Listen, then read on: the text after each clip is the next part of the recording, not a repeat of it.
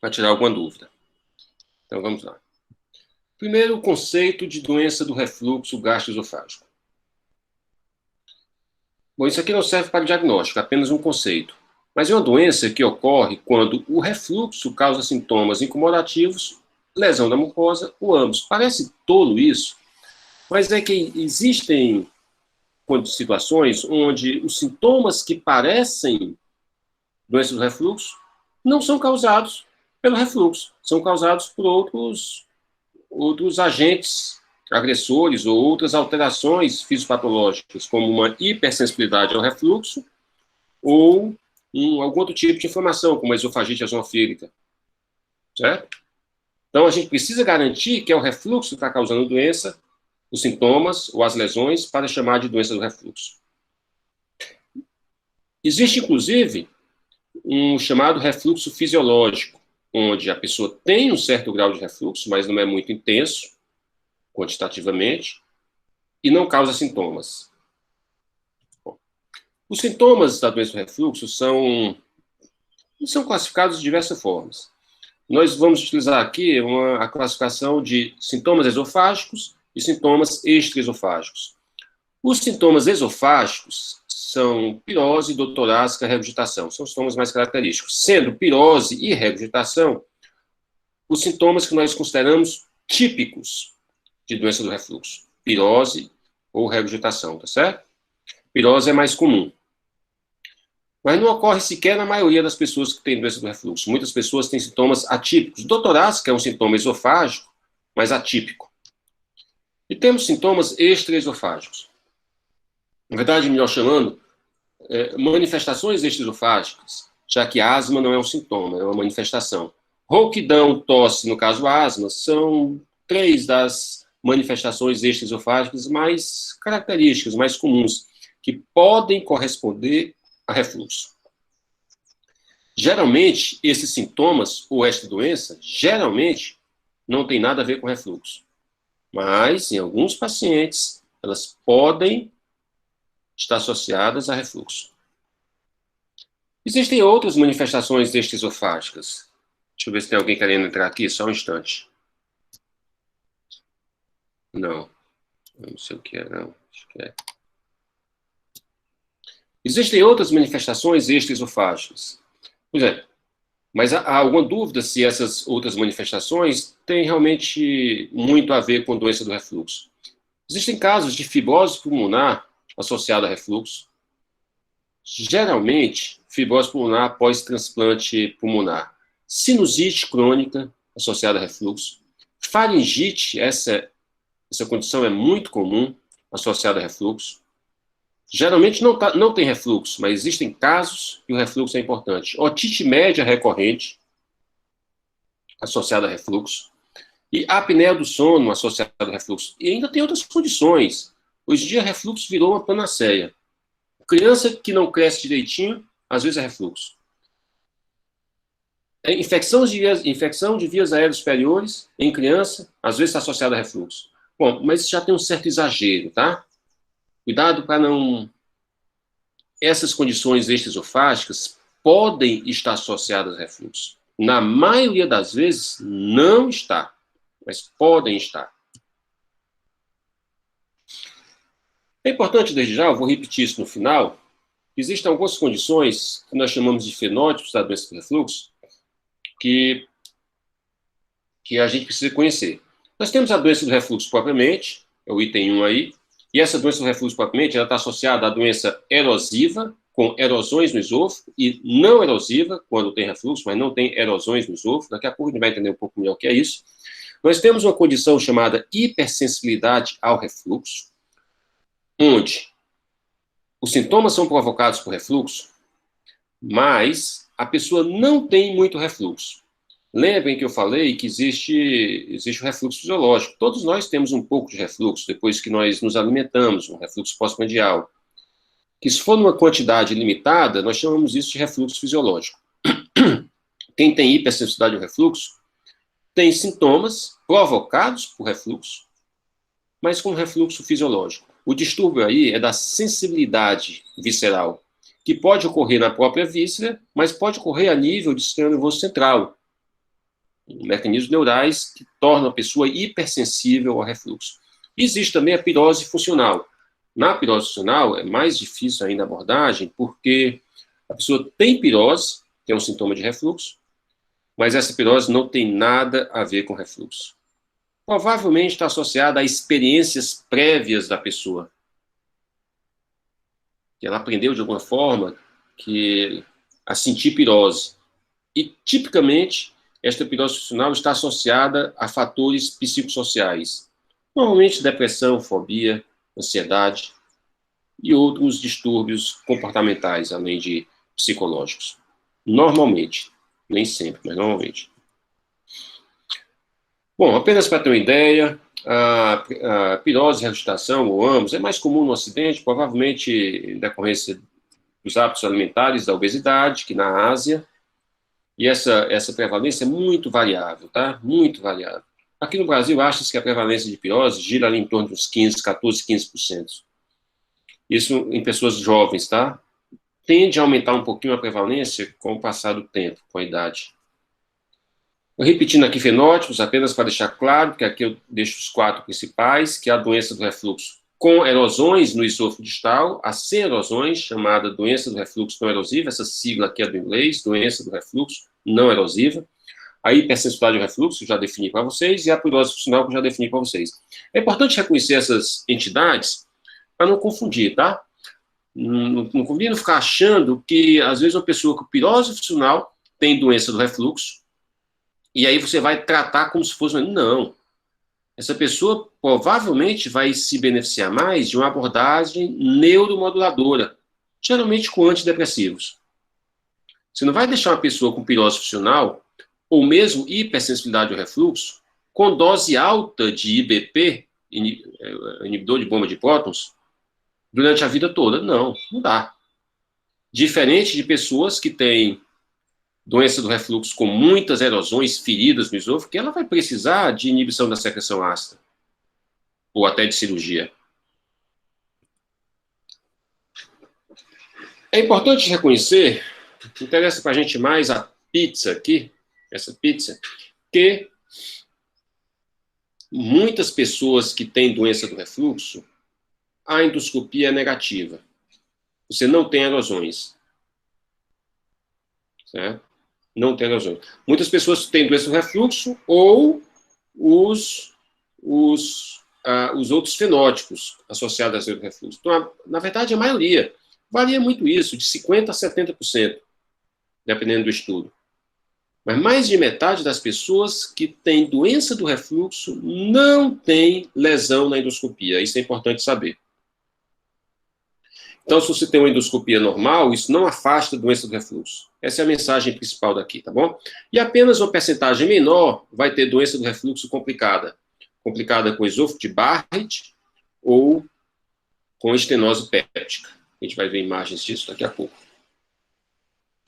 Só para ter uma ideia, quando nós temos uma esofagite definitiva, a pessoa que tem esofagite mesmo, a resposta completa ao inibidor de bomba de prótons, que é o remédio para refluxo, é muito boa. Em quase cada ponto desse aqui é um estudo diferente. Quase todos os estudos mostraram uma resposta muito boa quando tem esofagite. Quando não tem esofagite, tem apenas uma suposição que tem doença do refluxo, veja que o tratamento com IBP, inibidor de bomba de prótons, em média não vale nada. Alguns estudos não mostram nada, outros estudos mostram que melhora. Quando está à direita aqui, certo? Lado direito, é sinal que o estudo foi positivo, teve uma resposta boa. Quando a pessoa não tem esofagite, mas tem uma doença do refluxo medida através do exame que a gente chama de pH-metria, daqui a pouco vamos ver também, ou seja, tem um diagnóstico mais formal, a resposta terapêutica é boa também. Moral da história, a resposta terapêutica, ela vai ser boa quando o diagnóstico for bem feito. Bom, temos alguns pontos chaves até agora, que é importante chamar a atenção novamente. Pirose ocorre em diversas situações semelhantes à DRGE. Nós comentamos aqui a hipersensibilidade ao refluxo e a pirose funcional. Ainda existem outras situações, como a esofagite eosinofílica, que nós comentamos nos casos clínicos. Né?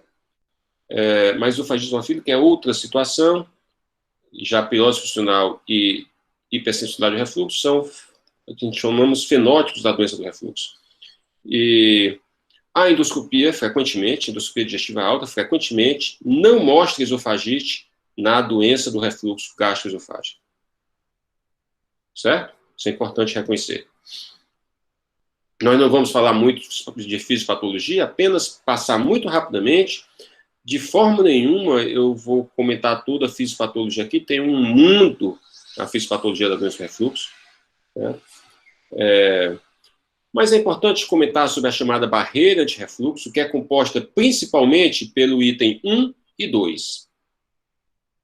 O esfíncter inferior propriamente, que é um espessamento mucoso, um espessamento muscular do esôfago propriamente, a parede esofágica, musculatura lisa, o esôfago distal, e o diafragma crural, que está por fora do esfíncter inferior, e os dois agem sinergicamente, compondo essa barreira de refluxo e impedindo o refluxo. Aqui na imagem você vê o esfíncter inferior propriamente e o diafragma crural.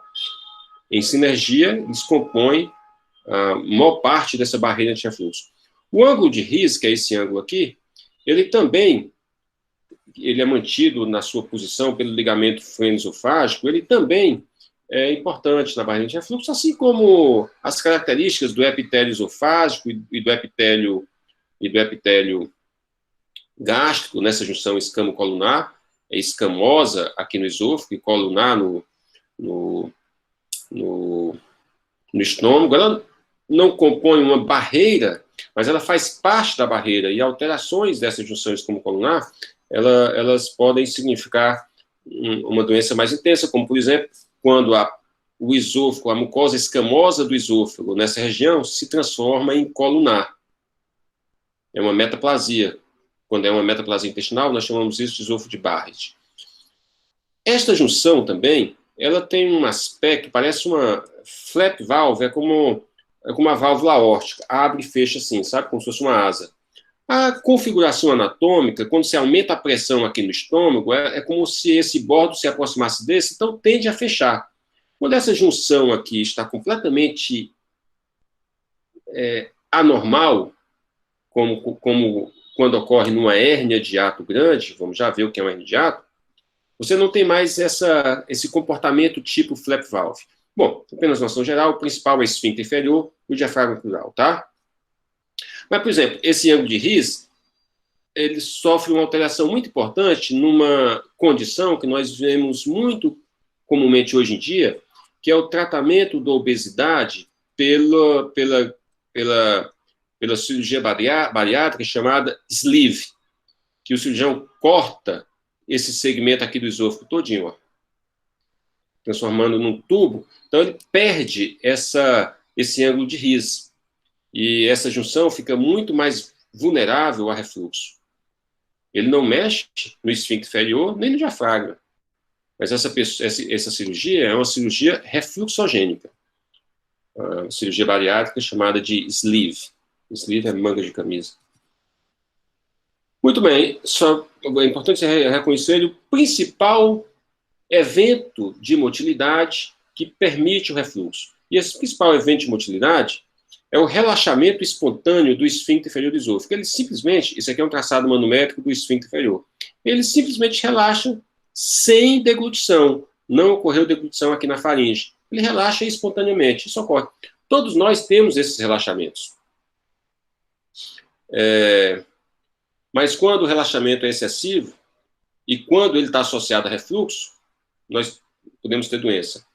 Por exemplo, quando uma pessoa tem necessidade de eructar, quando tem muitos gases no estômago, você só consegue eructar se houver o relaxamento espontâneo do esfíncter inferior do esôfago. Deixa eu admitir mais uma pessoa que está chegando aqui. Admitido. Muito bem. O relaxamento espontâneo do esfíncter inferior do esôfago, com essa sigla aqui, é um evento fisiológico, então todos nós temos, permite a eructação, é a causa mais frequente de refluxo gastroesofágico.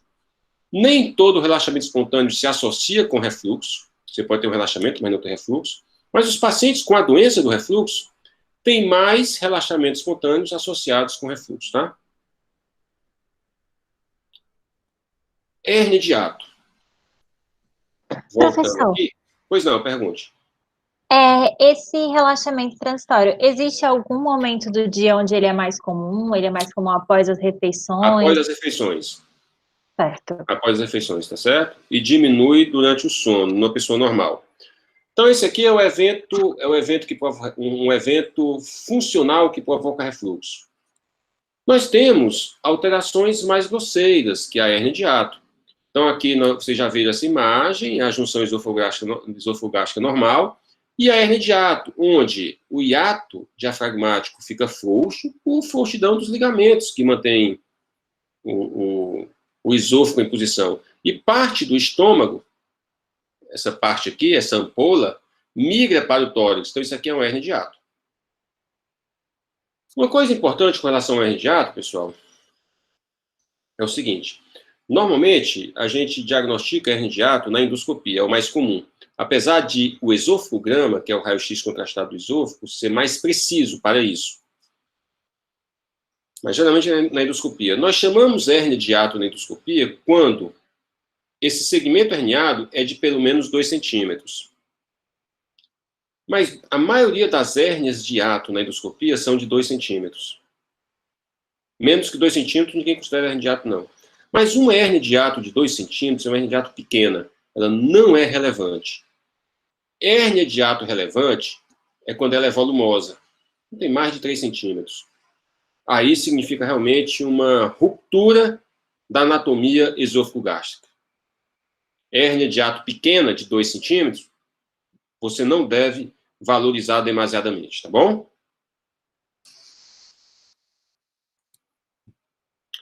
Apenas para você ver aqui como é que fica essa junção esôfago-gástrica, vista de cabeça para baixo. Aqui o aparelho de endoscopia entra no estômago e a gente tem uma visão aqui dentro do estômago, ó, o aparelho entrando no estômago, certo? Numa junção normal, bem justinho em torno do aparelho, essa parte esbranquiçada aqui é a mucosa esofágica, e aqui é a mucosa gástrica. É bem diferente a mucosa esofágica da mucosa gástrica. Nessa imagem aqui já tem uma frouxidão. Tem uma frouxidão, mas não houve uma herniação. Aqui, o esôfago já está um pouco mais lá em cima e tem uma mucosa, um pouco de estômago herniado. Isso aqui é o pinçamento diafragmático, é o diafragma, certo? E essa aqui você tem o hernia grande e o hiato diafragmático bem alargado. E o esôfago lá em cima. Tudo isso aqui, daqui para cá, é uma hérnia. Aqui a hérnia, corresponde a isso aqui, uma hérnia volumosa. Certo? Então, muito bem. Não tenha dúvida que essa condição aqui é importante. E essa aqui também. Mas essa aqui não. Essa aqui é uma condição inespecífica. Certo? Muito bem.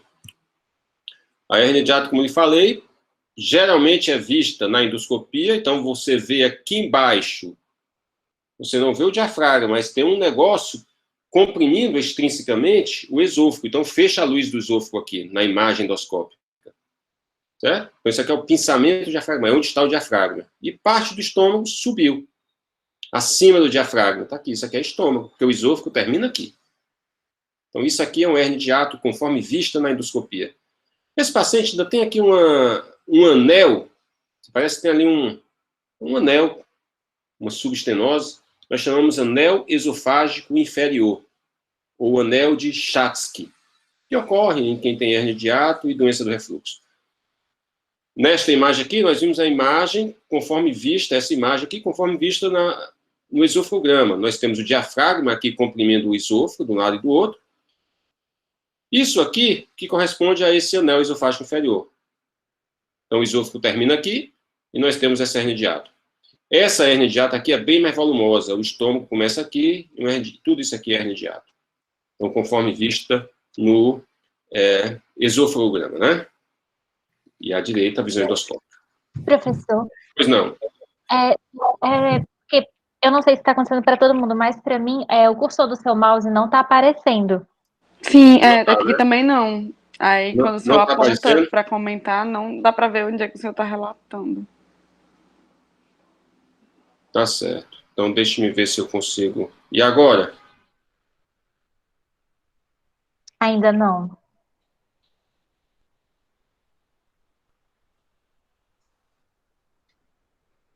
E agora? Agora sim. Pronto, Tá bom. apareceu. Então, um dispositivo aqui, um apontador laser. Então, isso aqui é o pinçamento diafragmático, isso aqui é a hérnia de hiato, e isso aqui é o anel esofágico inferior. Nós vimos aqui no esofograma também, o diafragma aqui por fora comprimindo, hérnia de hiato daqui para cá, e essa entradinha aqui é justamente o anel esofágico inferior. Isso aqui é uma hérnia de hiato. E aqui é uma hérnia de hiato maior ainda. A hérnia de hiato é importante quando ela é grande, tá? Mais que 3 centímetros. Hérnia de hiato de 2 centímetros, que é o tamanho mínimo que a gente considera hérnia de hiato, você não pode hipervalorizar. Tudo bem? Professor, devido a esse problema do cursor, o senhor poderia apresentar na figura, no slide anterior, a figura 3, por favor, que eu não entendi. Então aqui você tem aqui uma junção esofogástrica bem normal, o esôfago terminando aqui, a mucosa esofágica esbranquiçada, e isso aqui é a mucosa gástrica, bem normalzinho. A mucosa esofágica entra até um pouquinho para baixo do diafragma. Aqui nós temos simplesmente um pinçamento diafragmático alargado, tem uma frouxidão aqui entre o aparelho e a luz, né, esofágica. Então, alargado, que nós chamamos. Aqui, mais alargado ainda, está aqui o pinçamento diafragmático, um pouco de estômago herniado, a mucosa esofágica aqui. Isso aqui é um pinçamento diafragmático bem alargado, um hiato diafragmático bem alargado, está aqui ele alargado aqui, e um hérnia de hiato volumosa, com o esôfago lá em cima, corresponde a essa figura aqui. Certo? Essa situação aqui é grosseira, então nitidamente é importante. Essa aqui também tem importância. Já essas duas aqui são... Essa aqui é inespecífica e essa aqui é normal.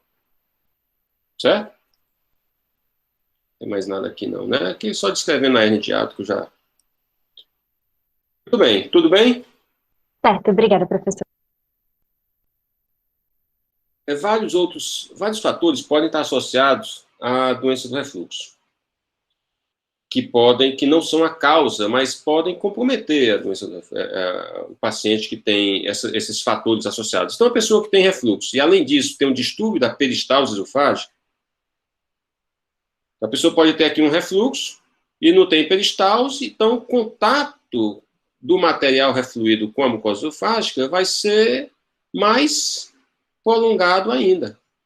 Então, distúrbio da peristalse esofágica compromete a doença, piora a doença.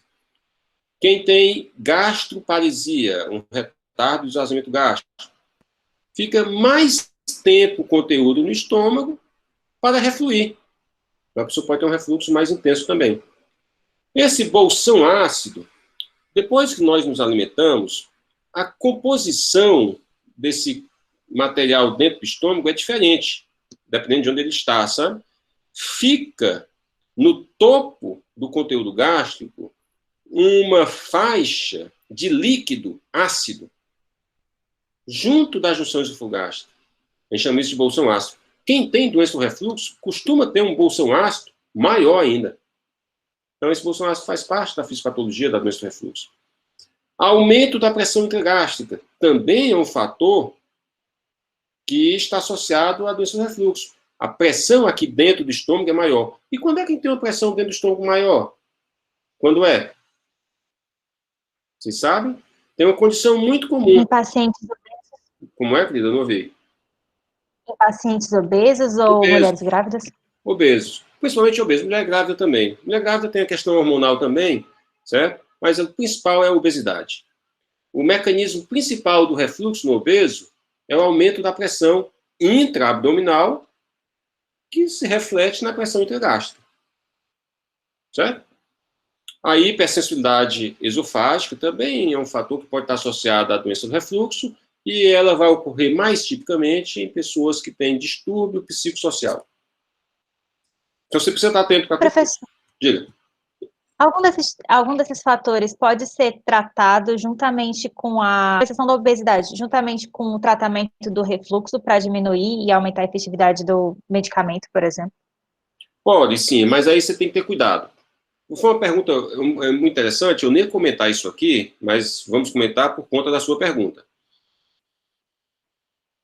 Esvaziamento gástrico. É muito comum, pessoal, aqui no nosso meio, isso não existe em todo lugar do mundo, viu? Está errado fazer isso. É muito comum prescrever um medicamento que controla a acidez. Quem tem refluxo não tem mais acidez do que os outros não, viu, pessoal? Mas o remédio que nós temos é controlar a acidez. E isso melhora muito os sintomas de refluxo. O tratamento medicamentoso do refluxo é controlar a acidez. E o medicamento é inibidor de bomba de prótons. É muito comum prescrever um medicamento desse e um procinético, que acelera o esvaziamento gástrico. No caso, a domperidona, que hoje em dia é praticamente o único procinético que existe. Antigamente tinha cisaprida. A cisaprida saiu do mercado há muitos anos atrás, era usada em criança porque aumentava um tanto o ritmo de arritmia cardíaca e se associou à morte súbita. Mas a domperidona também tem uma associação rara com morte súbita. É raro. Isso ninguém tem muito problema. Mas por que está errado sair prescrevendo indiscriminadamente domperidona para refluxo? Porque não precisa. Exceto se a pessoa tiver um distúrbio do esvaziamento gástrico.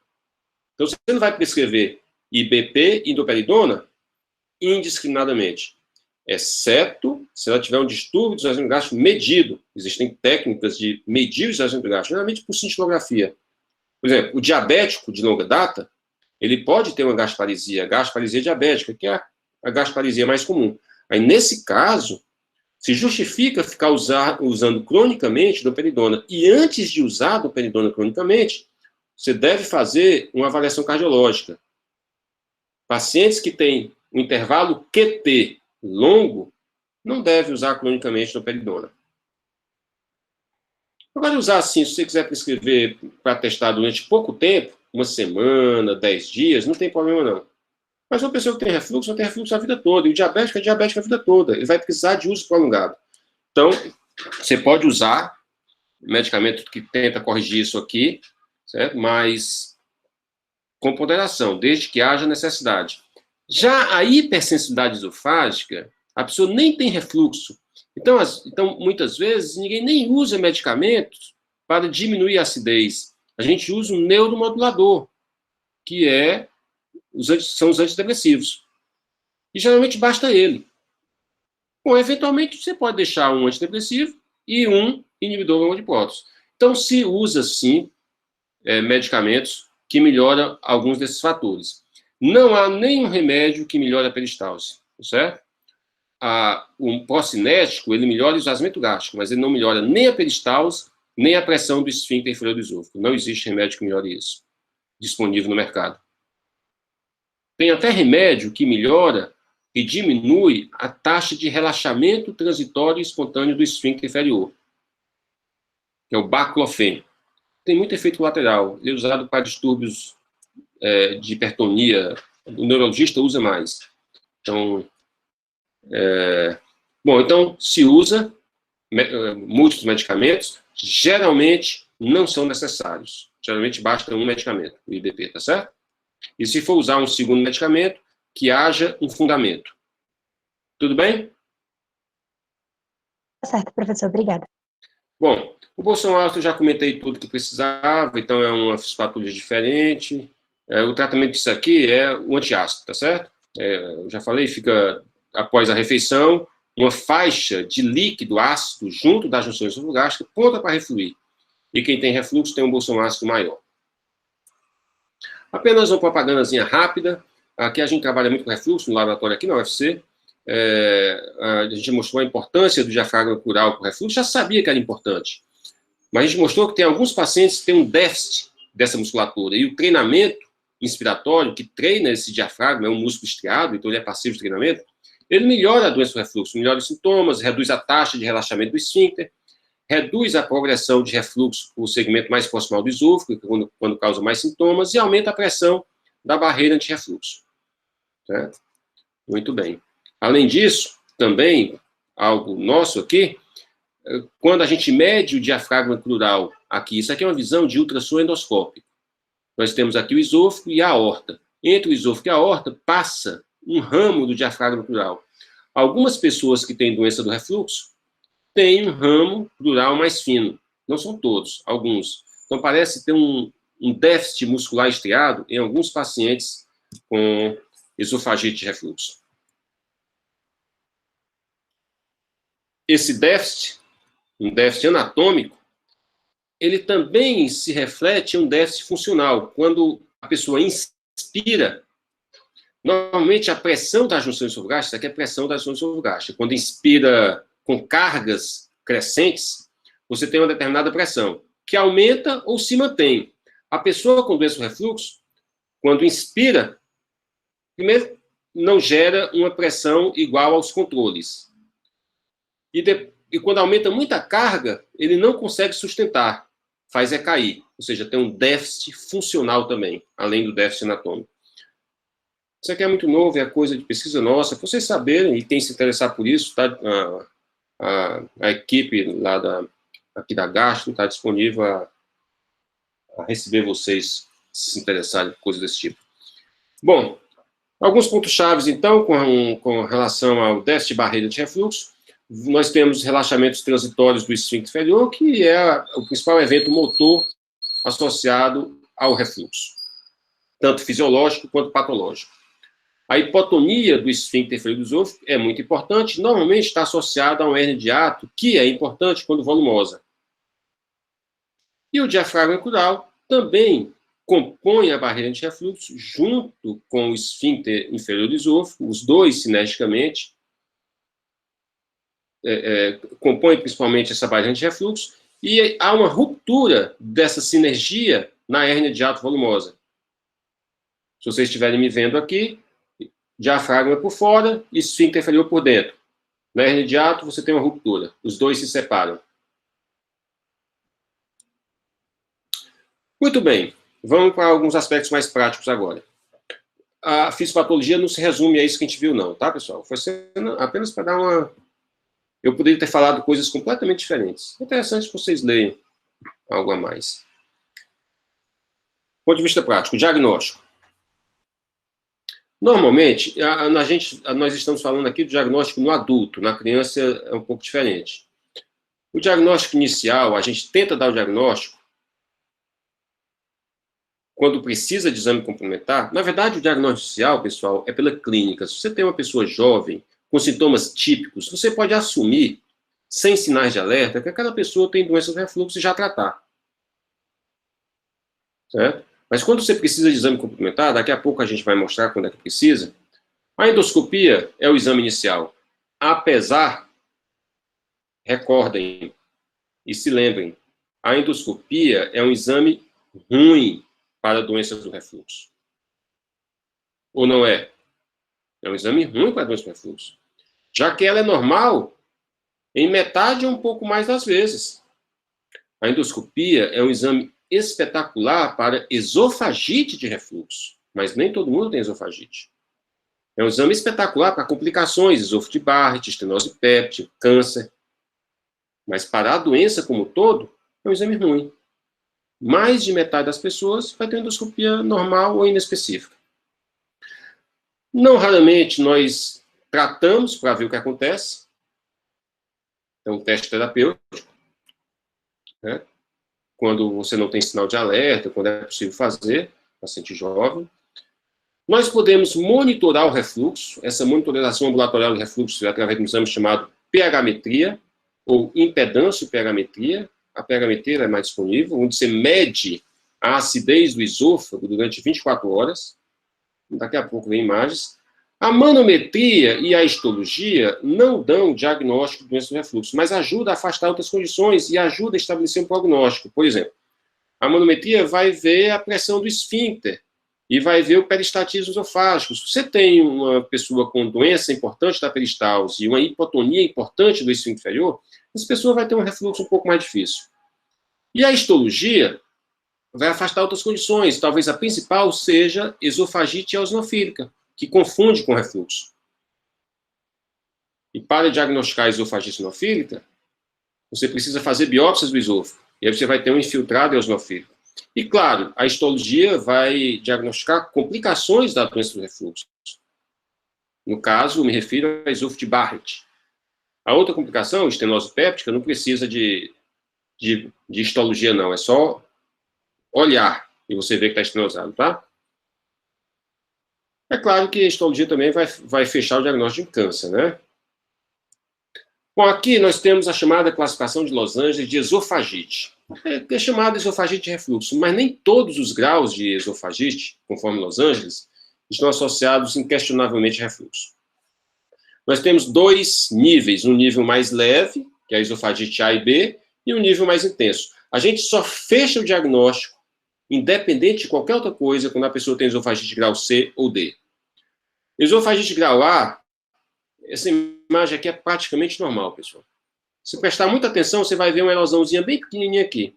Isto aqui é uma erosão, ó. Uma erosão aqui, outra erosão aqui, outra erosão aqui. Aqui tem uma erosão bem pequenininha. Erosão menor do que 5 milímetros, a gente classifica como A. Maior do que 5 milímetros, como essa aqui deve ter uns 8 milímetros, 1 centímetro. Grau B. Isoladas, uma aqui, outra aqui, outra aqui. Erosão confluente, tem uma aqui, ela conflui, não é só uma. Isso aqui teve confluência de erosões. A gente chama C, desde que essa confluência não atinja menos que 3/4 da circunferência do órgão. E quando a confluência atinge mais que 3/4, nesse caso aqui só preserva esse segmentozinho aqui, nós chamamos grau D. Certo? Esôfago de Barrett e estenose péptica já é classificada como D. Essa é a classificação dos exames. Só fecha o diagnóstico se for C ou D. A não fecha de jeito nenhum. A B aumenta a chance de ter refluxo, tá? Doença de refluxo, mas ainda não é certo. Diga. Desculpa, professor. Quando se fala que na doença do refluxo gastroesofágico existe lesão de mucosa, necessariamente essa lesão é a esofagite? Boa pergunta, querida. Não existe outra lesão. Só não é esofagite, não. Esofagite significa erosão. É muito comum o endoscopista descrever espessamento mucoso. Você veja que essa mucosa aqui está espessada. Olha, a mucosa normal, você vê os vasos, sabe? Isso aqui, como eu falei, está quase normal. Olha aqui, ó, você não vê mais vaso submucoso. Significa a mucosa espessada. É muito comum o endoscopista simplesmente descrever uma tal de esofagite não erosiva. Não existe isso, esofagite não erosiva. Está errado. Mas daí ainda é prática, sabe? Não sei se é porque não sabe, é porque não muda. Esofagite não erosiva. Toda esofagite é para ter erosão. Existe a doença do refluxo não erosiva. E se não tiver erosão, e erosão em níveis significantes, numa intensidade significante, você não dá para fechar o diagnóstico. Tá? Então, não é errado o endoscopista descrever que tem espessamento da mucosa e até sugerir que aquilo pode ser decorrente de refluxo. O que não pode é fechar o diagnóstico de refluxo com esta informação. Só com espessamento. E, professor... Não pode fechar nem com isso aqui, tem uma erosãozinha minúscula. Nem com isso aqui a gente fecha assim completamente, tá certo? Entendi. Nem com erosão grau A fecha. Muito menos sem erosão nenhuma. E quando se fala na esofagite eosinofílica, ela também vai ser erosiva? Não, vai não. Você pode ter erosão no esôfago. Essa erosão aqui pode ocorrer em gente normal. Então, por isso que é inespecífico. Você pode ter uma erosãozinha dessa aqui na esofagite eosinofílica, mas você não vai ter isso aqui na esofagite eosinofílica. Não vai ter. Se tiver isso aqui, é refluxo. Pode até ter esofagite eosinofílica também, mas tem refluxo também. Entendi. Geralmente é uma coisa ou outra. Não tem erosão, não. As lesões da esofagite eosinofílica são diferentes. E é de todo o corpo esofágico. Uma característica importante da doença do refluxo, da esofagite refluxo, é que ela acomete o esôfago junto do estômago, na chamada linha Z. Linha Z é isso aqui, ó, onde acaba a mucosa escamosa e começa a colunar. Então, a esofagite refluxo acomete principalmente isso aqui. Não existe esofagite refluxo que vá acometer o esôfago proximal e preserve isso aqui. Não existe. Certo? Mas na esofagite eosinofílica você pode ter uma estenose lá proximal e não ter nada aqui. A esofagite de refluxo acomete o esôfago distal, junto do estômago, por motivos óbvios. É o que está sendo mais banhado pelo ácido. Certo? E não apenas ácido e os outros componentes. Ácido, bile e vários outros, tá? Sais biliares. Muito bem. A impedância e a pH-metria, então nós vimos a endoscopia e quando é que ela define o diagnóstico. Impedância e pH-metria é o método, digamos, mais preciso para diagnosticar a doença do refluxo. Normalmente basta a pH-metria sem a impedância. A pH-metria é um transdutor bem aqui, ó, que é posicionado 5 centímetros acima do esfíncter, que vai medir o pH. Toda vez que tem um refluxo, o pH cai. Então, isso aqui é um refluxo. A gente vai ver um traçado real daqui a pouco, que é um alargado, uma figura. E a impedância são pares de eletrodos que mede a resistência elétrica. Não é bem a resistência, é a impedância. É corrente alternada. Mas vamos falar resistência elétrica. Então, por exemplo, se eu tenho aqui um arroto, aí eu vou ter ar entre esses dois eletrodos. Significa que a impedância vai subir. E aí a resistência do ar é alta. Mas se eu tenho líquido, aquele líquido vem líquido e sais. Então a impedância entre esses dois pares cai. Certo? Se é um refluxo, cai aqui, depois cai aqui, depois cai aqui, depois cai aqui. Ó. Ou seja, cai aqui, depois no mais proximal. Então tem uma progressão de baixo para cima. Então isso é um refluxo. Se o paciente engolir líquido, cai primeiro aqui, depois embaixo. Então, você consegue diferenciar, inclusive, se a pessoa está engolindo ou se está refluindo. Isso tem refluxo até de ar, que é a eructação. Tem uma doença chamada eructação supragástrica, que confunde com refluxo. É uma doença do comportamento. Onde você vai ver um monte de arrotos na impedanciometria. Certo? Agora, para o diagnóstico social da doença do refluxo, basta a pH-metria. Citei aqui impedância-pH-metria, porque é o método mais completo para isso disponível hoje em dia, né? E é ambulatorial, normalmente durante um dia. O senhor vai para casa com isso, uma sondinha pelo nariz, ligada no Holter, uma espécie de Holter, e volta no dia seguinte. Não é Holter, né, pessoal? Ligada no monitorzinho. O Holter é especificamente coração.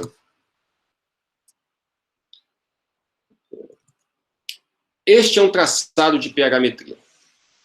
Nós temos uma linha de base, normalmente em torno do pH neutro. Cada queda disso aqui é um refluxo, certo? Normalmente a gente define refluxo quando cai abaixo de 4. Então isso aqui não seria refluxo não, só quando cai abaixo de 4, tá? Esta pH-metria é normal. Ela é definitivamente normal quando menor que 4,2. Definitivamente. Esta pH-metria é uma pH-metria anormal. Bem diferente, né? Nós temos aqui um refluxo bem prolongado à noite, quando estava deitada a pessoa. Tem uma exposição ácida anormal durante o dia e durante a noite.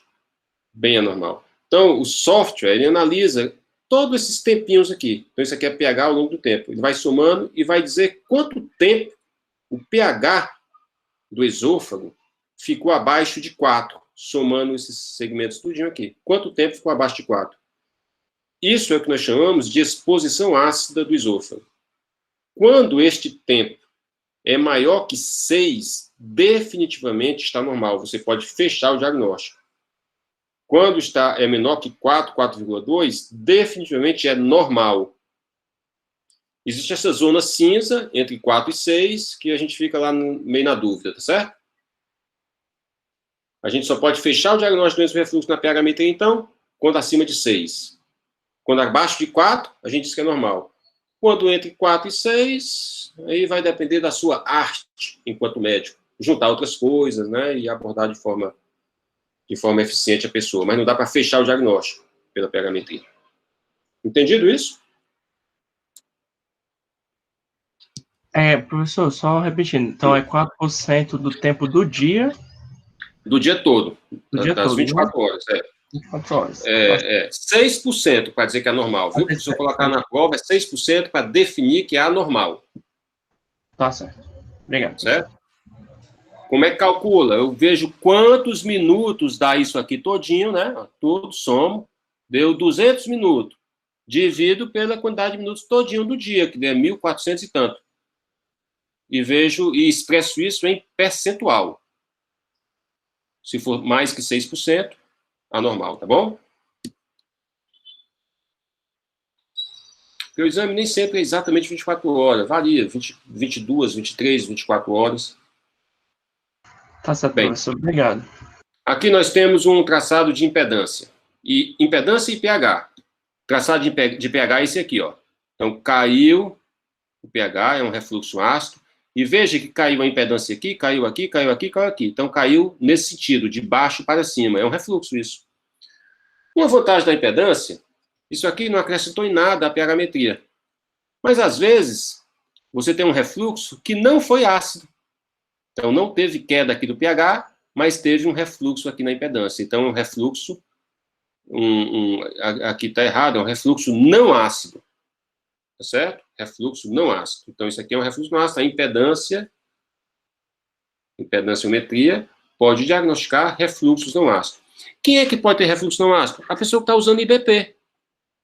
Por exemplo, se você trata a pessoa com IBP, inibidor de anticorpos, e essa pessoa continua com sintomas, e você quer saber se ela continua com refluxo, não adianta você fazer uma pH-metria, porque se ela tiver refluxo, vai ser refluxo não ácido, teria que ser uma impedância e pH-metria. E aí você vai ter a oportunidade de diagnosticar refluxo não ácido.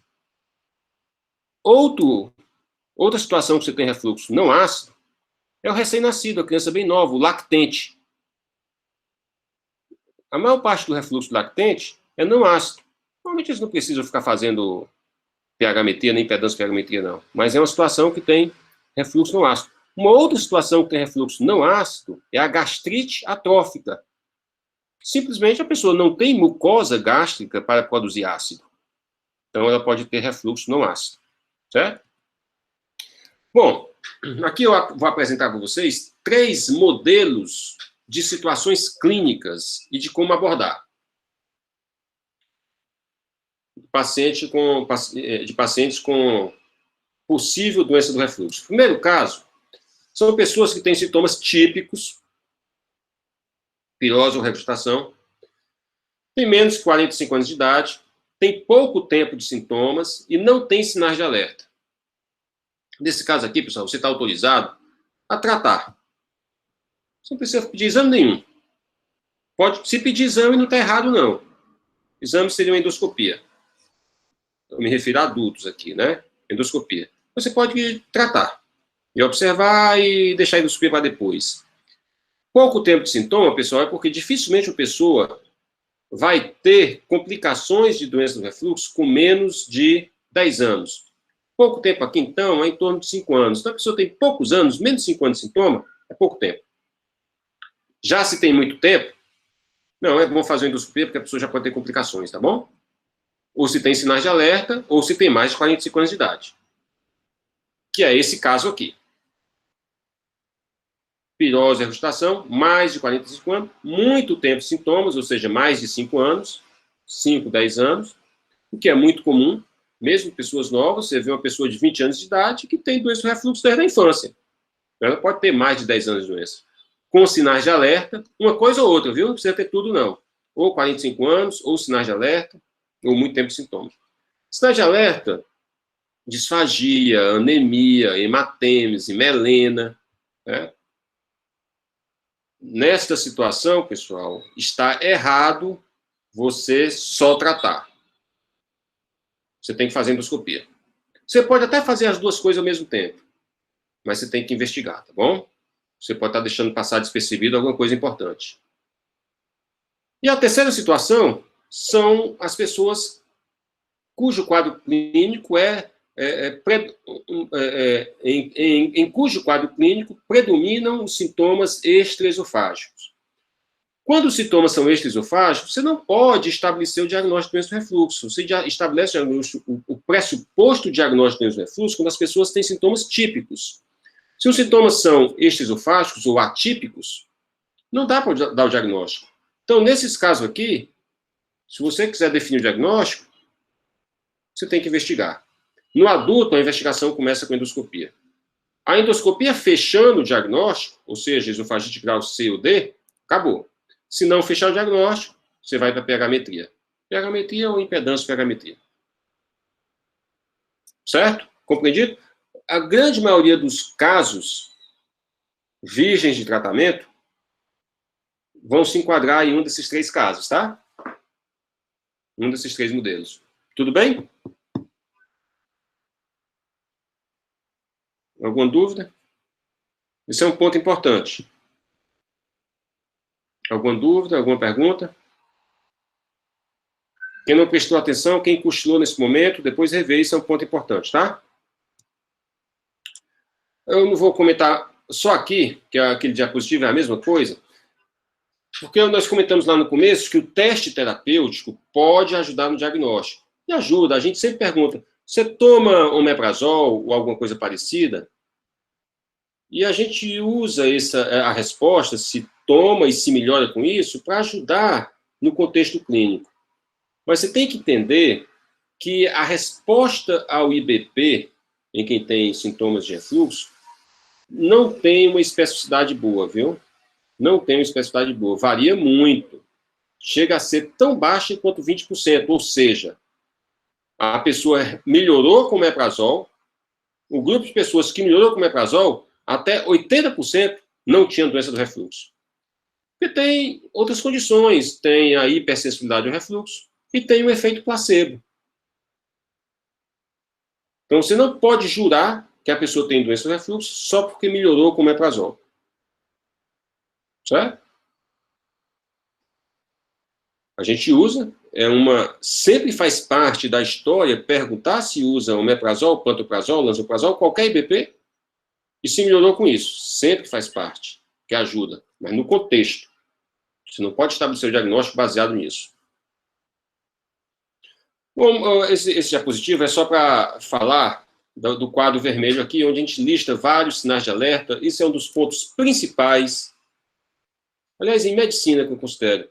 Eu acho que isso aqui é para ser conhecimento até do leigo. Nem se fala quando a gente está para os médicos, né? Você não pode deixar de avaliar adequadamente pacientes que têm sinais de alerta ou de alarme. Certo? E aqui a gente listou os principais. Vômito, evidência de sangramento, hematemas, melena, perda de peso, disfagia, anemia, dor torácica, massa epigástrica. Se não tem sinais de alarme, você pode tratar, como já vimos antes, né? E a pessoa for jovem, pouco tempo de sintomas, trata e vê. Se não melhorar, você vê se o paciente está tomando remédio direito. Normalmente é meia hora, 1 hora antes do café da manhã. Certo? Aí você melhora o tratamento, se não melhorou inicialmente. Né? Duplica a dose e melhora. Você pode mudar o IBP também. Não tem muito fundamento aqui, mas tem pessoas que melhoram quando você muda o IBP. Não tem um IBP melhor do que outro, não. IBP é inibidor de bomba de prótons. Todos são muito bons. Então você muda. Fica a seu critério. Não existe, eu vou passar de omeprazol para lansoprazol, ou de lansoprazol para esomeprazol. Não. Já aconteceu de eu passar do esomeprazol, que é um dos mais recentes, para o mais antigo, o omeprazol. Normalmente, a gente vai passando dos mais antigos para os mais novos. Normalmente.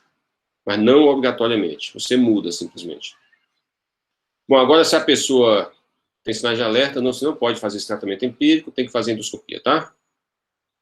E a investigação completa da pessoa que não responde bem à doença do refluxo, além da endoscopia, envolve a manometria e a monitorização do refluxo, por pH-metria ou impedância pH-metria. Nesse diapositivo, vocês vão ter a oportunidade de conhecer como é que está o diagnóstico de 2 fenótipos da doença do refluxo que nós comentamos no começo. Interessa para a gente essa parte aqui da esquerda. Essa parte aqui eu não vou comentar não, porque é muito especializado. Nós não podemos estar usando IBP quando se vai fazer a avaliação do refluxo, por monitorização do refluxo. Essa monitorização pode ser por pH-metria.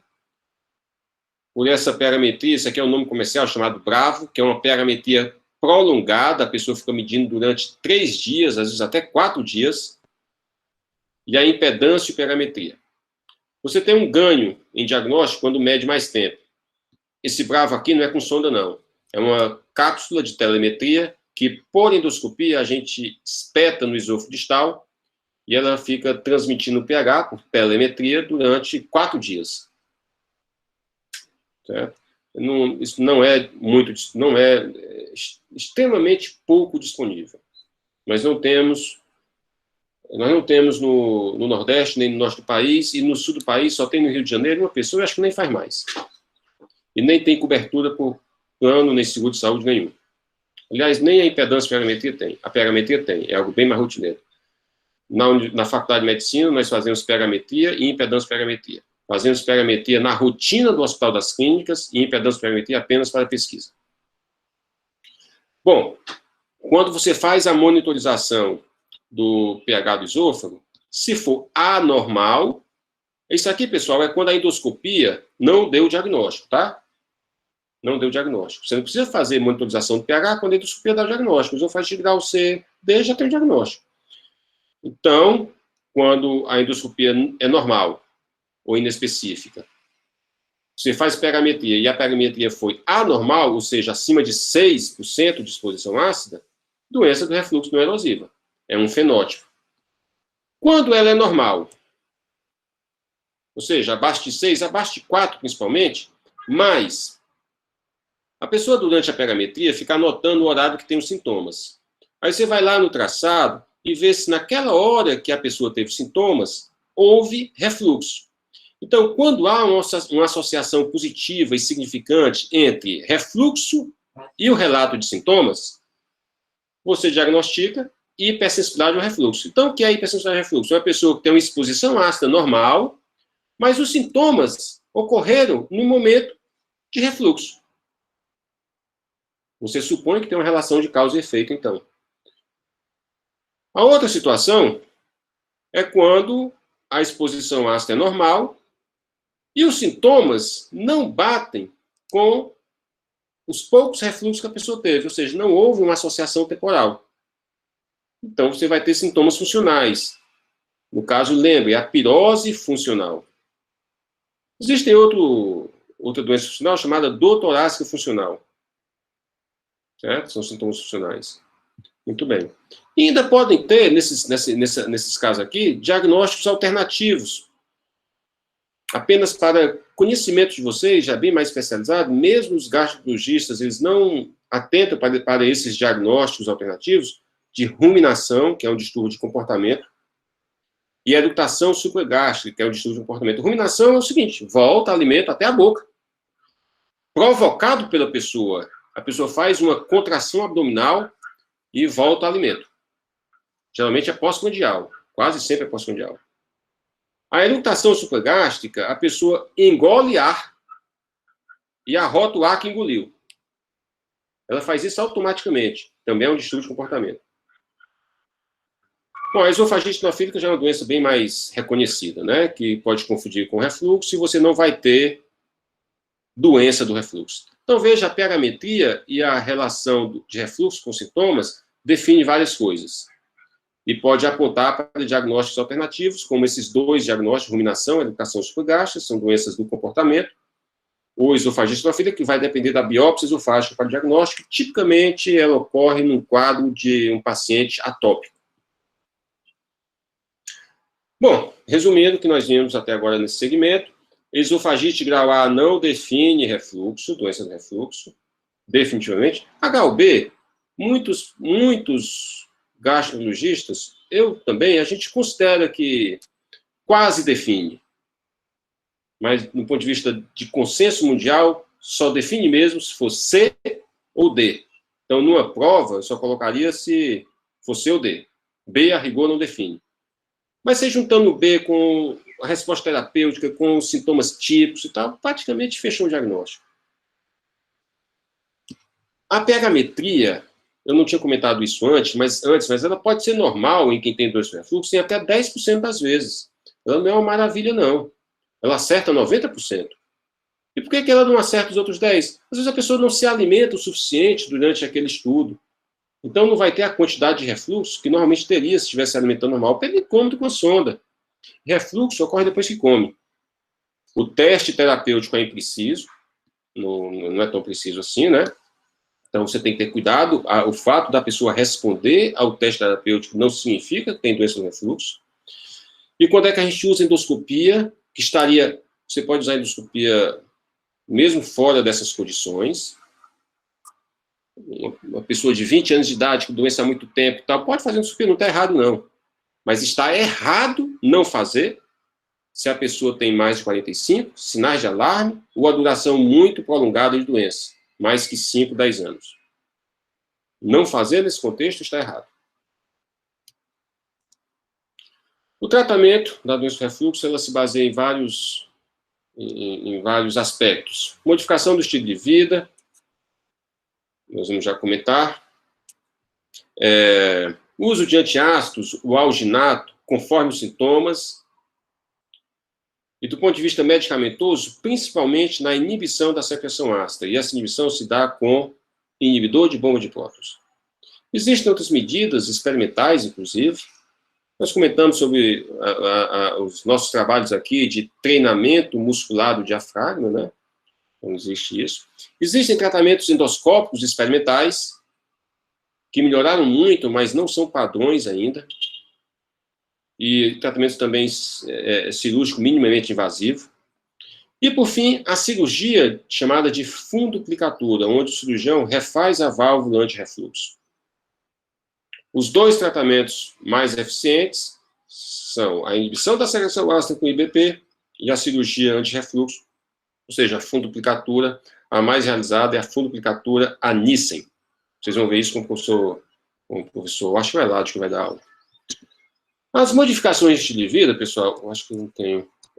As modificações de estilo de vida, a gente não pode subestimar, não. Apesar de não corrigir a doença, elas podem controlar os sintomas de boa parte das pessoas. Várias medidas. A mais difícil delas, mas seria muito eficiente, seria o obeso perder peso. Certo? Então, perda de peso, isso obeso. Mas mesmo a pessoa não obesa, hoje, no ano passado, foi muito comum piora de algumas doenças, inclusive a doença do refluxo. A pessoa mais restrita em casa, parou a atividade física, a ansiedade leva a comer mais, foi muito comum pequenos ganhos de peso. A pessoa não chega nem a ficar obesa, mas ganhou ali 2 quilos, 3 quilos. Isso, para algumas pessoas, para quem tem doença do refluxo, é mais que suficiente para piorar a doença. Se perdeu esses 2, 3 quilos, já melhora. Então, perder peso é importante. Outra medida de estilo de vida é a pessoa que tem doença do refluxo, o refluxo noturno, quando se deita, é pior. Então, e o refluxo ocorre mais depois que se alimenta. Então, é muito interessante que a última refeição do dia, o jantar, ocorra bem cedo. 1 hora não é suficiente. 3 horas, mais ou menos, antes de se deitar. Então, quem tem doença do refluxo é para jantar ali antes de 8 horas da noite. Certo? 3 horas antes de se deitar. E essa refeição noturna ainda não deve ser a principal. A pessoa tem que tomar o café da manhã direitinho, tem que almoçar direitinho, para à noite não comer demais. Então, essas medidas, essas 2 que eu falei, são as principais.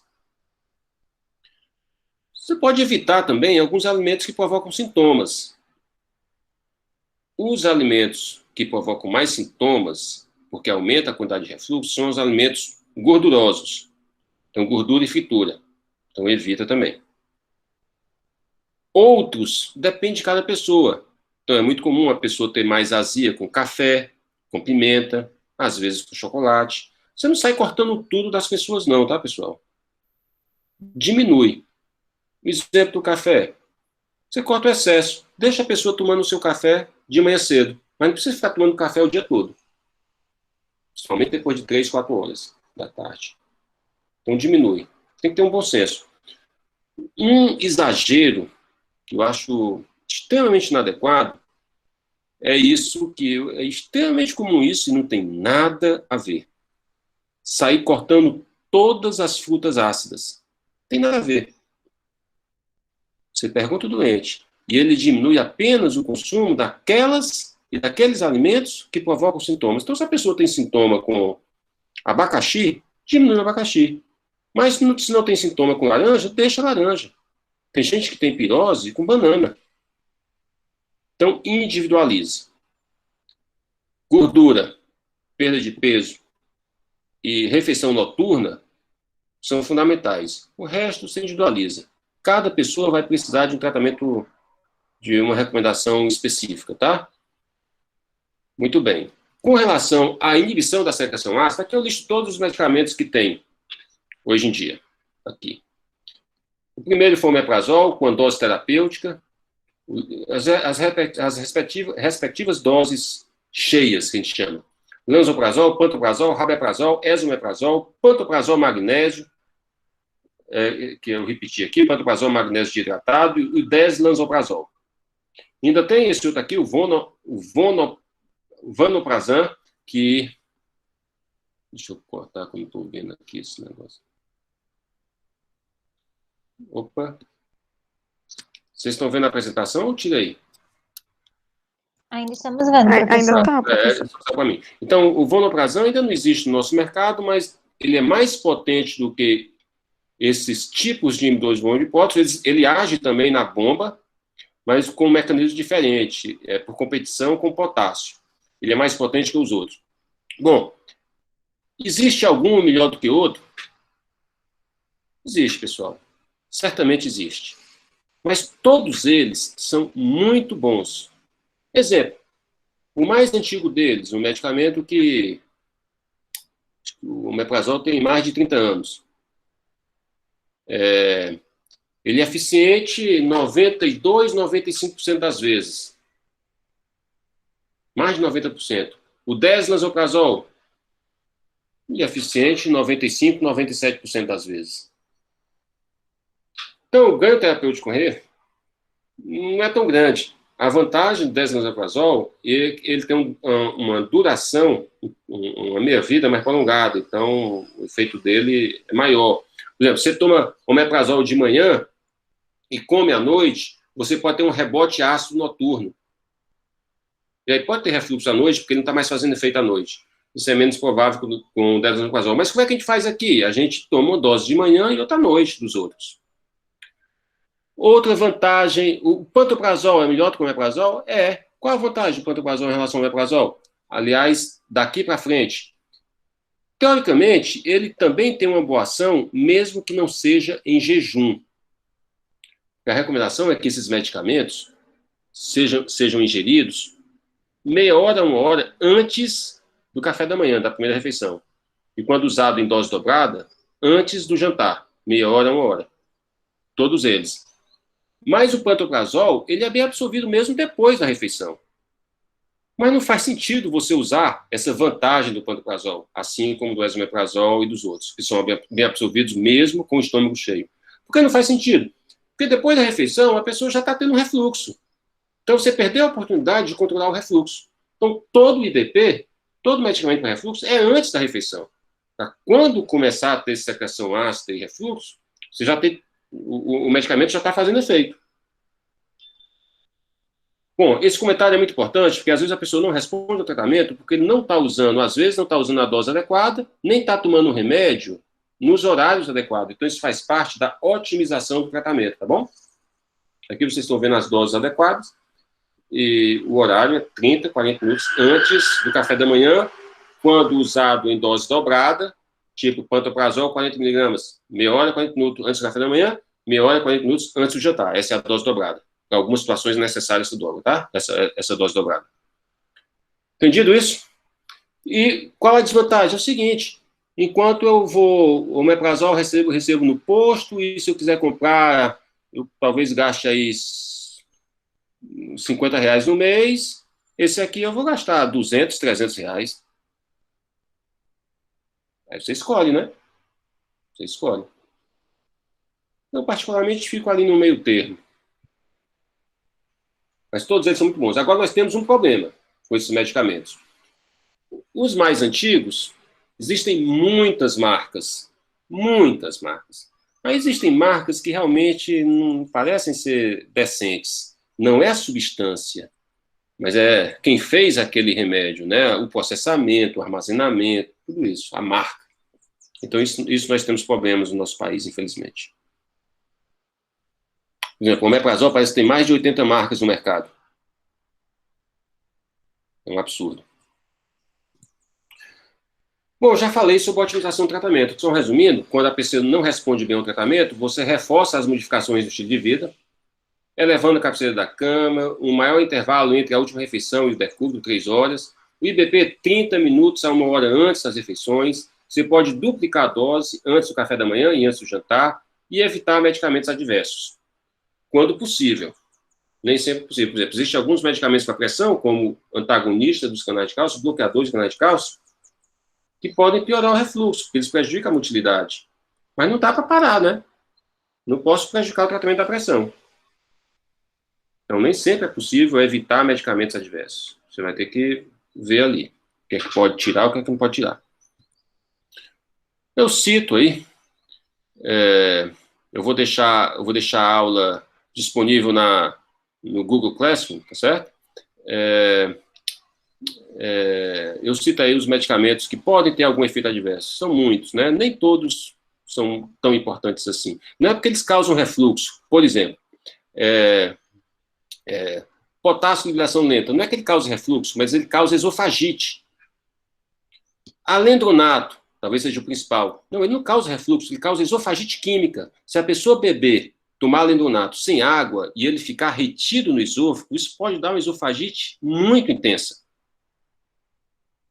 Certo? E aí piorar a situação, né? Ele não provoca refluxo. Já anticolinérgicos, beta-bloqueador, bloqueador de canais de cálcio, certo? Eles podem favorecer refluxo, tá? A esofagite refratária, pessoal, eu vou deixar no diapositivo, mas isso não compete a vocês, eu acho que vai além do... É apenas para você ter uma noção, existem doentes que você otimiza tudo e ainda continua sendo refratário. Essas pessoas precisam ser encaminhadas para o especialista e uma avaliação bem mais extensa da doença. Inclusive, só para vocês terem uma ideia, você pode ter pessoas que, mesmo usando a substância boa, na dose boa, nos horários bons, o controle da inibição ácida não é suficiente, certo? Por questão de metabolização da droga. Metaboliza muito rapidamente, certo? Esse ponto é um ponto importante, porque apesar de não ser o mais básico, é muito comum.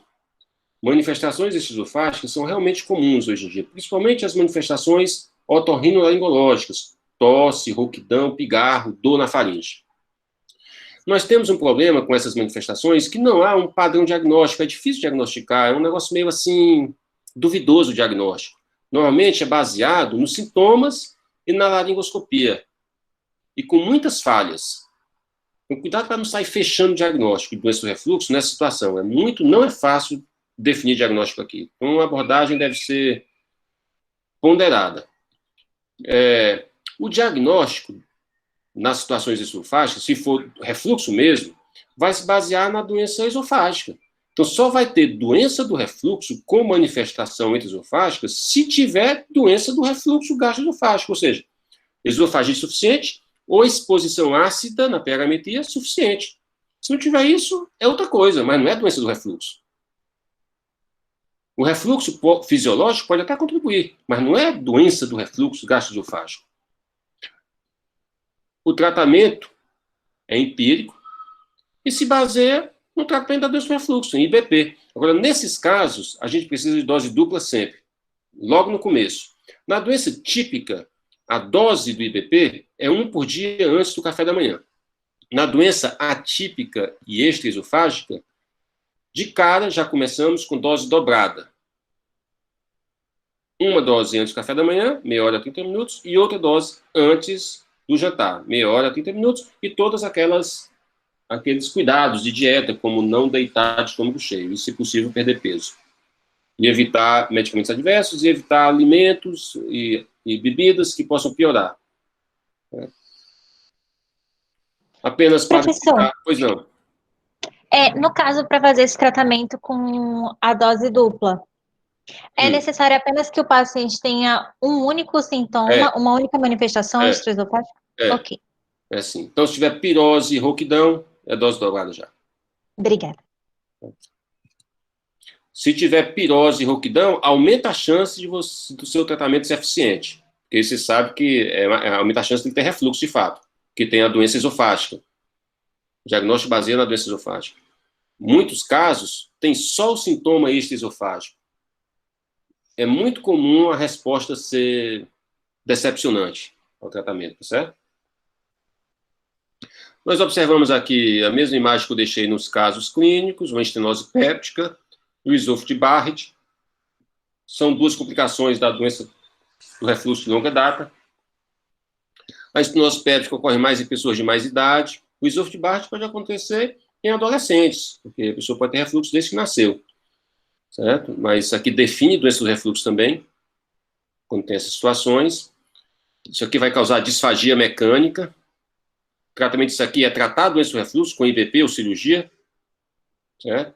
E dilatar, se dilata isso aqui por endoscopia para diminuir o entalo, amplia essa luz. Normalmente, esses pacientes, se forem bons candidatos cirúrgicos, acabam se beneficiando melhor da cirurgia, porque essas pessoas vão precisar usar IBP a vida toda. Então, quando a pessoa fica dependente de IBP, uma pessoa de 20 anos de idade, com Barrett, é mais vantagem operar, porque vai usar medicamento quanto tempo? Já uma pessoa com 80 anos de idade, estenose péptica, não, rapaz. IBP, dilata um pouquinho isso aqui e acompanha. Não precisa operar. Certo? Professor, Pois nessa não. imagem da estenose péptica, essa vermelhidão acima da estenose. Ainda tem uma erosãozinha aqui. Isso aqui é inflamação. Ainda tem uma erosão. Isso aqui deve ser uma erosões confluentes circunferenciais. Você só tem estenose péptica quando essas feridas, elas são circunferenciais ou quase circunferenciais. É na grau D. Mas não é considerado esofagite? Tem esofagite também. Certo. Entendi. Mas se não tivesse isso aqui, certo? Mesmo sem esofagite, você fez o diagnóstico com essa estenose aqui. Essa estenose aqui, pessoal, se vocês prestarem atenção, isso aqui é estômago, viu? Tem um hérnia de hiato aqui. Essa estenose péptica da doença do refluxo ocorre ao nível da linha Z, na junção entre esôfago e estômago. Se não for nessa região, não é estenose péptica, não. É outra estenose. Estenose por esofagite sinofílica ou neoplásica. Professor, não se realiza... péptica... Perdão. Não, perdão, pode continuar, eu pergunto depois. A estenose péptica é na junção entre o esôfago e o estômago. Não se realiza biópsia da estenose? Não precisa, é muito típico. Mas a característica endoscópica dela é tão diferente assim do adenocarcinoma ou do espino celular? Muito diferente. Muito diferente. O carcinoma, no esôfago não tem carcinoma só infiltrativo, no estômago às vezes tem, sabe? O carcinoma no esôfago sempre, ele infiltra, mas sempre ele invade a luz também, é vegetante. Entendi, então, obrigada. Não tem vegetação nenhuma aqui, tá? Bom, quando você fica na dúvida, agora quando está muito inflamado, aqui não está muito inflamado não, quando está muito inflamado, a biópsia não é muito adequada não, a gente trata, por exemplo, poderia ter dúvida se abaixo disso aqui pudesse ter, ou então aqui em cima pudesse ter Barrett.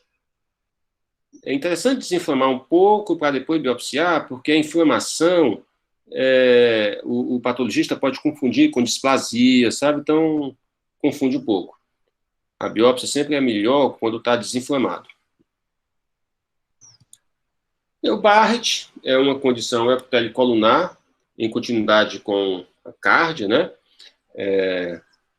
Onde você tem, na biópsia, uma metaplasia intestinal, com glândulas parecidas com glândulas intestinais. É uma condição que exige um rastreamento endoscópico de displasia, normalmente se faz a cada 2 anos, varia muito.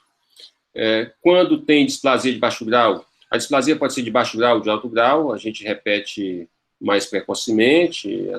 Essa displasia de baixo grau pode ser só pela esofagite, se desaparece, você alarga depois o intervalo, né?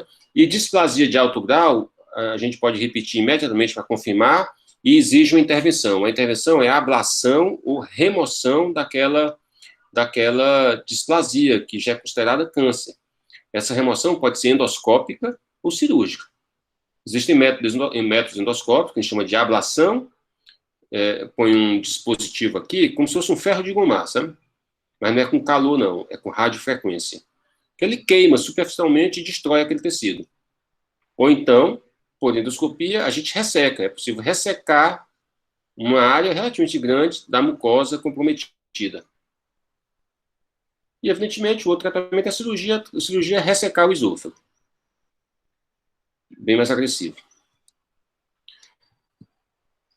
O esôfago de Barrett aumenta o risco de adenocarcinoma, então aqui é bem diferente, nós temos o estenose, aqui é a estenose neoplásica, tá certo? Não dá para confundir, tá bom? É mais ou menos isso. Isso aqui eu já falei, pessoal, é apenas, isso que foi o último, mas apenas para ele fechar, e só para salientar mais ainda com relação ao tratamento, que isso aqui é tratamento, né? A doença do refluxo, já falei, tratamento medicamentoso, a IDP e as medidas de comportamento. Quando você tem as situações que não são doença do refluxo, muitas vezes é mais vantagem usar um neuromodulador. Neuromoduladores são antidepressivos. Eu pus cirurgia aqui, pessoal, mas não é interessante, é que esse autor, a gente não inventa as coisas. Esse autor aqui, se a pessoa com hipersensibilidade de refluxo operar, melhora, mas não é adequado, sabe? A pessoa não tem refluxo. Cirurgia é adequado quando tem doença do refluxo. Certo? Então, esse diapositivo aqui é apenas para chamar a atenção que em pacientes com sintomas de doença do refluxo, mas que não tem mesmo a doença propriamente, ou seja, não tem exposição ácida aumentada, vai ter, então, pirose funcional ou hipersensibilidade de refluxo, você dispõe de outras armas, neuromoduladores, antidepressivos tricíclicos, ou citalopram, fluoxetina, sertralina, certo? Esses medicamentos, eles elevam o limiar de sensação. Elevam o limiar. Então, as pessoas se sentem menos. Então, aquele refluxo fisiológico que causava sintoma, agora não causa mais. Certo? E, evidentemente, se essa pessoa aqui tiver depressão, vai melhorar com isso aqui também. Tá bom? Professor, é isso. No caso, o médico precisa encaminhar para o especialista, para um psiquiatra? Não, pode tratar. De jeito nenhum. Exceto, claro que você tem que ter uma ponderação. A pessoa que tem doença psiquiátrica grave, você vai perceber nitidamente. Então, você vai lá, uma pessoa com depressão, com ideação suicida, que já tentou até, ou então que já está usando medicamento, você não pode mexer muito, né? Só se você tiver um treinamento. Mas a pessoa que tem uma depressão leve, que nunca usou medicamento, você pode começar. Você pode começar, tá bom? Se não melhorar, aí já muda. Aí você recomenda que procure um especialista. Não precisa caminhar de jeito nenhum, viu? Em muitas especialidades médicas, cardiologia, na gastroenterologia, na reumatologia, é muito comum a gente passar antidepressivo. Esses antidepressivos, como neuromoduladores, a gente usa numa dose que não é antidepressiva, uma dose menor. Uma dose menor, normalmente metade da dose antidepressiva, ele já tem um efeito neuromodulador. Certo? Entendi, professor. Muito obrigada. Bom, alguma pergunta a mais, pessoal? Eu espero que vocês tenham aproveitado, então, tanto os casos clínicos quanto a aula. Eu queria... o que vocês acharam dos casos, hein? Eu achei uma coisa... experiência bem legal, a gente deu para revisar muitas coisas que a gente não tinha visto. Eu direcionei bastante para a doença do refluxo. E meio que eu deixei de lado as outras. Aí com os casos clínicos deu para revisar, deu para fazer essas conexões, né? Eu acho que eu vou até dar uma estudazinha depois. Mas em termos de... teve algumas falhazinhas, né? Ficou faltando um caso lá, ficou faltando uma opção, às vezes causou uma certa confusão, vez ou outra, em termos de clareza dos casos, né? Mas tudo bem, então foi bom, porque teve uma diversidade, era isso que a gente esperava, e de ruim dos casos, o que é que você pode dizer que teve? Eu acho que foi mais a parte técnica mesmo, as besteirinhas, mas com isso, com o tempo, eu acho que isso resolve. Eu não achei nada prejudicial. Não achei... Bom, tá bom. É isso aí. Eu acho que aqueles momentos que ficavam um pouco dúbio, né? Tipo, que tinha mais de uma opção executável, porque aí você acaba trilhando para um lado e aí você busca ratificar aquilo que você escolheu e você acaba fixando aquilo e depois quando você vai ver tinha outras opções, ficou meio complexo. Essa questão aí Aí isso aí foi de propósito, viu? Mas teve uns errinhos lá, como ficou faltando uma opção, mas você deixar duas possibilidades plausíveis, bom, isso é o que ocorre na vida real. Então, não é uma coisa... Até mesmo prova mesmo de concurso, você pode deixar questões não com duas respostas corretas, não. São opções plausíveis, mas, dado ali o contexto, só tem uma que é, de fato, a mais correta. Bom, pessoal, então, obrigado pela presença de vocês. Eu acho que nós estamos acabando no horário bom. Se vocês não tiverem mais nenhuma pergunta, a gente para por aqui. Vocês vão complementar isso no ambulatório, o ambulatório, assim, bem menos do que antes, mas vai ser suficiente nesse momento da aprendizagem de vocês. Vocês vão ter várias outras oportunidades para se deparar assim, com o doente, né? Então, não vai fazer muita falta no final das contas, tá? Eu estou disponível, se vocês quiserem entrar em contato depois, passo uma mensagem para tirar alguma dúvida, tá? Ao longo de todos esses 2 meses que a gente vai ficar com vocês, tá bom? Certo, professor, obrigada. Boa noite. Pois não, eu queria só tirar uma dúvida quanto... É só uma curiosidade que apareceu. No caso dos sinais de alarme, sendo a anemia ou sangramento oculto, como é que eu posso fazer uma investigação? Você vai se basear pelos sintomas da pessoa, né? Você vai se basear pelos sintomas. Se a pessoa tem sintomas esofágicos altos, você vai fazer uma endoscopia digestiva alta. Porque assim, anemia é um sintoma muito importante. A investigação da anemia, você pode ter anemia porque não ingere ferro, pode ter anemia porque está perdendo ferro. Uma perda muito comum de ferro na mulher jovem é perda menstrual. Se justificou, acabou. Se não justificou e a pessoa ingere o suficiente, a segunda causa de perda de ferro é pelo trato gastrointestinal. Aí se envolve exames endoscópicos. Começa com endoscopia alta. Depois, mesmo sem sintomas, a gente faz a endoscopia baixa, que é a colonoscopia. Se realmente tiver uma anemia ferropriva, sem outra causa aparente. Aliás, perda gastrointestinal baixa é até mais comum como causa de anemia. E sangue oculto é sangue oculto nas fezes. Então, a investigação endoscópica.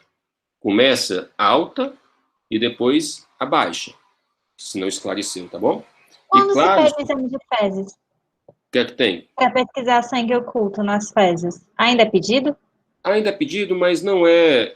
Depende do local. Por exemplo, é um método de rastreamento de lesão do intestino grosso útil, mas muito pouco preciso. Se você não tem outra opção, ou o paciente não quer fazer alguma outra coisa, a recomendação maior é a colonoscopia, de tempos em tempos, a partir dos 50 anos de idade. Tende-se até baixar para 45. Algumas pessoas não querem fazer ou não é disponível. Então, você pode fazer uma pesquisa sem ocultar as fezes. Mas é um exame muito pouco preciso, realmente, sabe? Então, qualquer sangramento, desde a boca até um intestino grosso, pode dar sangue oculto nas fezes. Então, é realmente muito pouco preciso. Mas se faz, sim. Às vezes se faz só como uma ponte para convencer a pessoa a necessidade de fazer um exame mais